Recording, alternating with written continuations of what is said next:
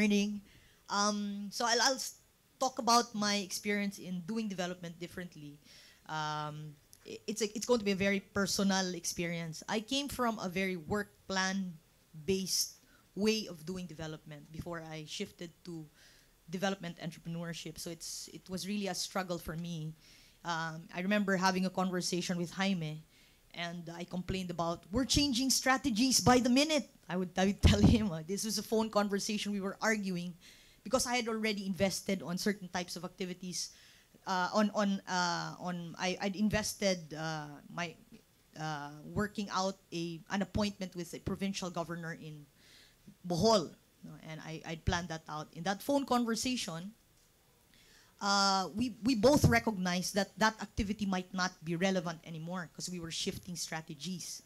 But then I had it already planned out. So I said, no, I have to go through with this activity, right? Even if I recognize that it's not anymore relevant in our activity. So there's that.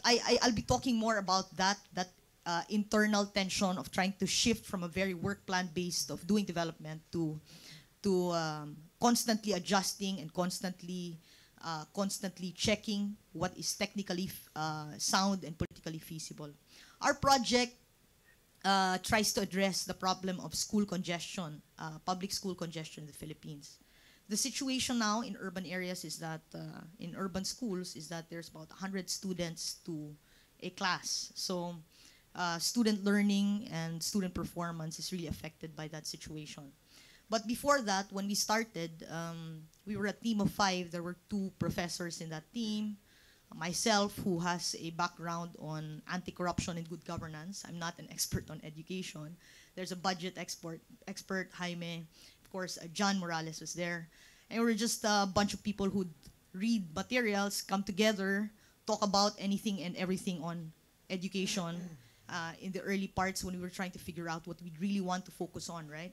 Then finally, we decided maybe we should talk to the stakeholders already and test our thinking, which is really, just everything on what's written about education here in the Philippines, right? When we did that, I prepared a 44-slide presentation. And Jaime goes back to me and says, what is this? I put all the data there, the citations, all these materials. I would say, this is what education looks like. And he goes, you're flooding them with information that would limit the conversation. And now I realize, so it was brought down to 7 slides, and I was so surprised that in that conversation, we got the stakeholders engaged. Actually, they were telling us what they think is the real problem. Now, when I look back and I refer back to the DDD principles, maybe that's the part, maybe that's what's meant by legitimation, by building local ownership. At that stage of the project, we were already opening up our doors and finding out what they really think is a real problem. And I thought that maybe that's what it also means about making small bets. Maybe at the core of making small bets is recognizing that you're just one in the many who shape the discourse on a development issue. And that's when you start to recognize what they think is the problem on the ground and adopting this. But of course, I also realized that it's very, while we were able to do that and we're able to focus on the problem of school congestion already from the signals that they gave us, it's still difficult for me to step down from that expert's high chair, so to speak. I would always want to present myself as a development professional who knows something, at least, And so I remember organizing 2 other workshops where we had a technical solution in mind. And it took us 2 workshops to hear out what they were saying. When it came to public school congestion, we thought that the problem was classroom allocation, the classroom allocation process and criteria. Because that's the way the Department of Education has been addressing school congestion. If you have a high pupil to classroom ratio, we give you classrooms. So I thought maybe the problem is with the allocation process and criteria. It took us 2 workshops to hear out what they've been saying from day one, which was there's no more land to build the classrooms on. So that's when we focused on getting the land and now we were able to get $10 million for the first time in DepEd history. We got $10 million to acquire in the national government budget to acquire land for new school sites and to address school congestion.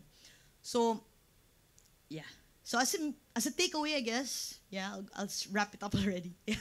As a takeaway, I think I realized maybe that development work is a live conversation between development professionals and development constituents. And that maybe my takeaway is I have to recognize that I don't know everything, or whatever is written there, you still have to test it out with the constituents and test whether these are the real problems, and whatever that you're offering as an idea are the real solutions as well. And so we have to step down from that expert's high chair and work very closely with those on the ground. Yeah. So thank you. Yeah.